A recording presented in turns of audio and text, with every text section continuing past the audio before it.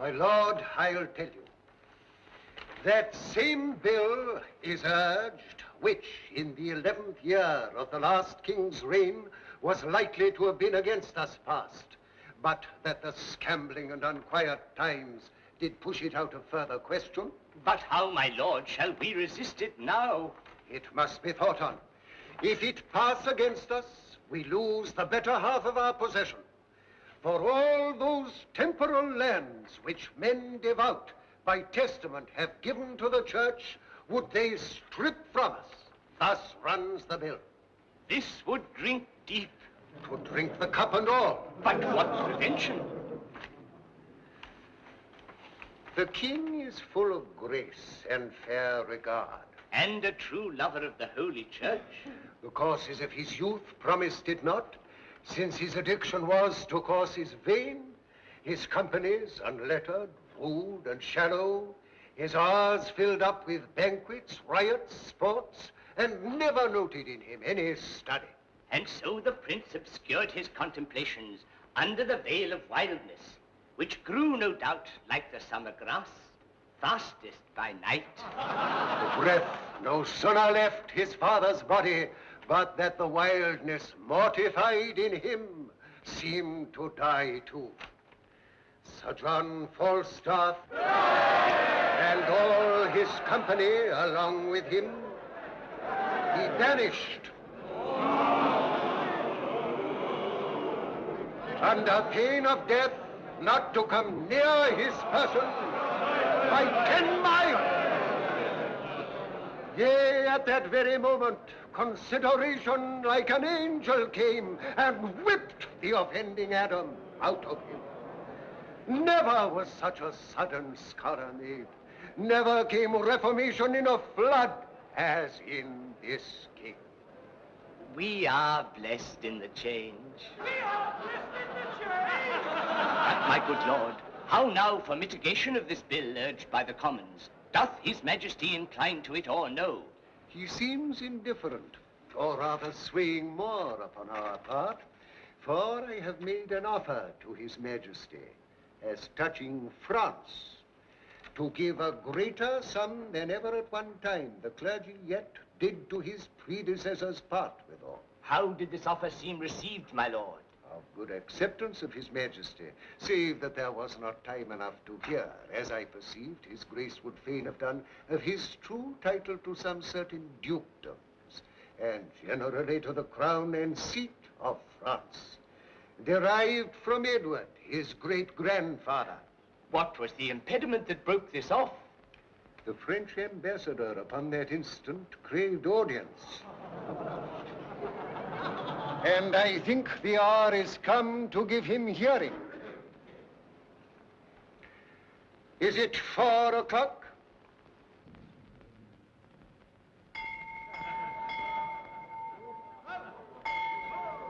It is. Then go we in to hear his embassy, which I could with a ready guess declare before the Frenchman speak a word of it. I'll wait upon you, and I long to hear it.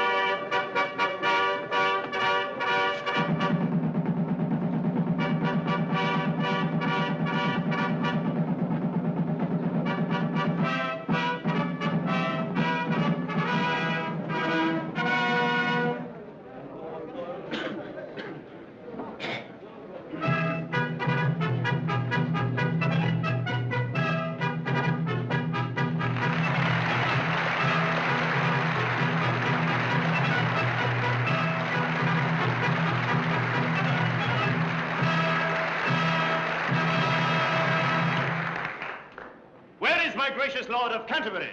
Not here in presence. Send for him, good uncle.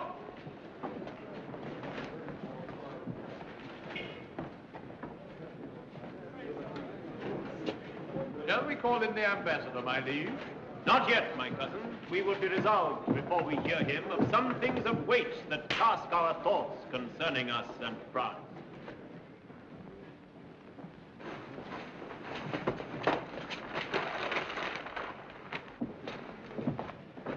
God and his angels guard your sacred throne and make you long become it. Sure, we thank you. My learned lord, we pray you to proceed and justly and religiously unfold why the law Salic that they have in France or should not bar us in our claim. We charge you in the name of God, take heed how you awake the sleeping sword of war. For never two such kingdoms did contend without much fall of blood, whose guiltless drops do make such waste in brief mortality. Then hear me, gracious sovereign, and you peers that owe your lives, your faith, your services to this imperial throne. There is no bar to make against your highness claim to France but this, which they produce from Pharamond.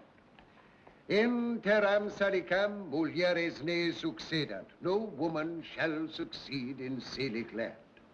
Which Salic land the French unjustly gloze to be the realm of France.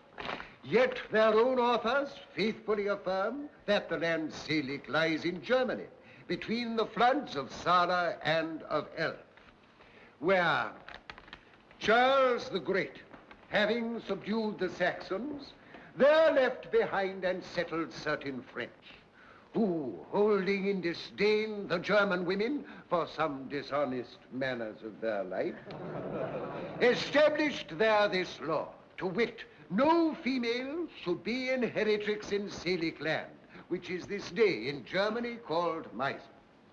Then doth it well appear the Salic law was not devised for the realm of France, nor did the French possess the Salic land until 421 years after defunction of King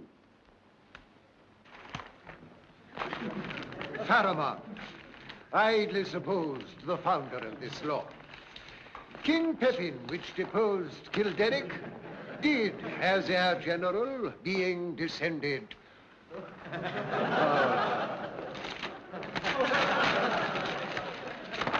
Blifil, which was daughter to King Clotaire, made claim and title to the throne of France. Hugh Capet also, which usurped the crown of Charles, the Duke of Lorraine, sole heir male of the true line and stock of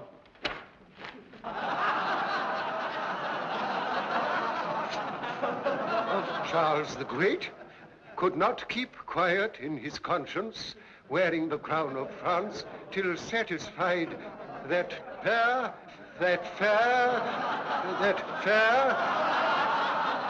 Queen Isabel, his grandmother, was lineal of the lady Ermengar, daughter to Charles, the foresaid Duke of Lorraine. So that as clear as is the summer's sun, all hold in right and title of the female. So do the kings of France unto this day, howbeit they would hold up this Salic law to bar your highness claiming from the female. May I, with right and conscience, make this claim? The sin upon my head, dread sovereign. For in the book of Numbers it is writ, when the son die, let the inheritance descend unto the daughter. Gracious Lord, stand for your own. Look back into your mighty ancestors. Go, my dread lord, to your great-grandsire's tomb from whom you claim. Invoke his warlike spirit, and your great-uncle's Edward the Black Prince. Your brother kings and monarchs of the earth do all expect that you should rouse yourself as did the former lions of your blood. They know your grace hath cause and means and might. So hath your highness. Never king of England had nobles richer or more loyal subjects, whose hearts have left their bodies here in England and lie pavilioned in the fields of France. Oh, let their bodies follow, my dear liege, with blood and sword and fire to win your right, in aid whereof we of the spirituality will raise your highness such a mighty sum as never did the clergy at one time bring into any of your ancestors. Call in the messengers sent from the Dauphin.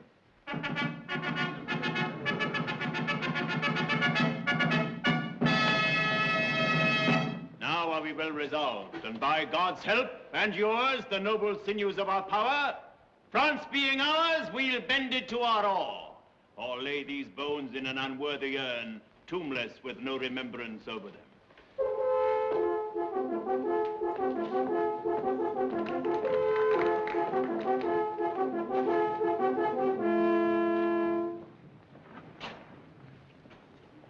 Now are we well prepared to know the pleasure of our fair cousin Dauphin, for we hear your greeting is from him, not from the king. May it please your majesty to give us leave freely to render what we have in charge, or shall we sparingly show you, far off, the Dauphin's meaning and our embassy?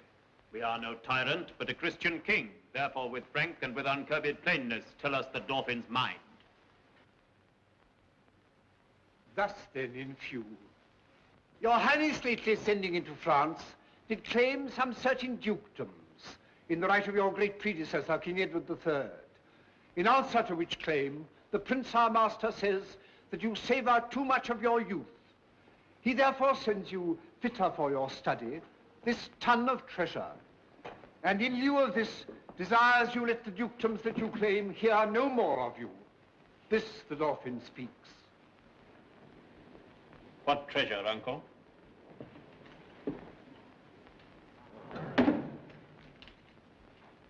Tennis balls, my liege.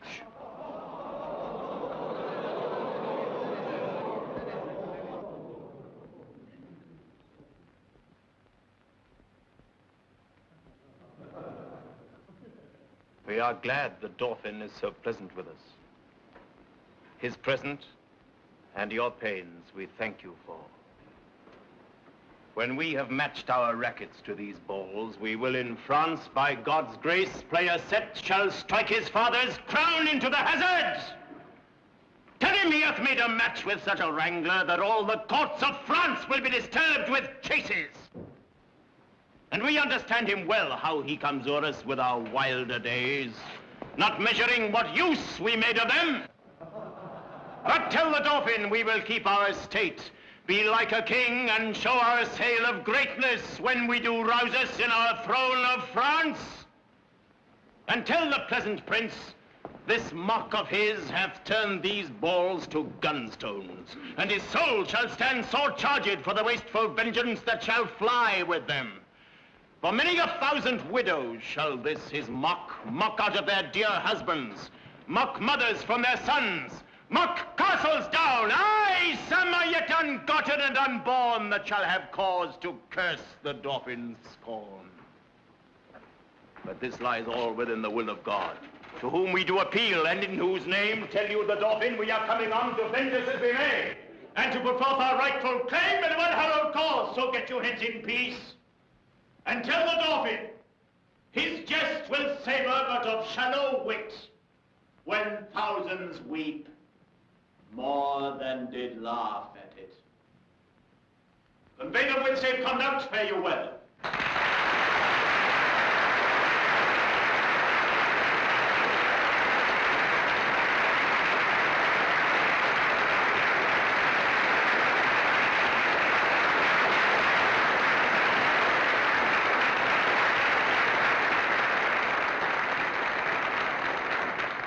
This was a merry message. We hope to make the sender blush at it.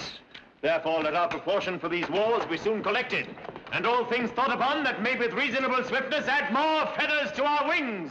For God before, we'll check this Dauphin at his father's door.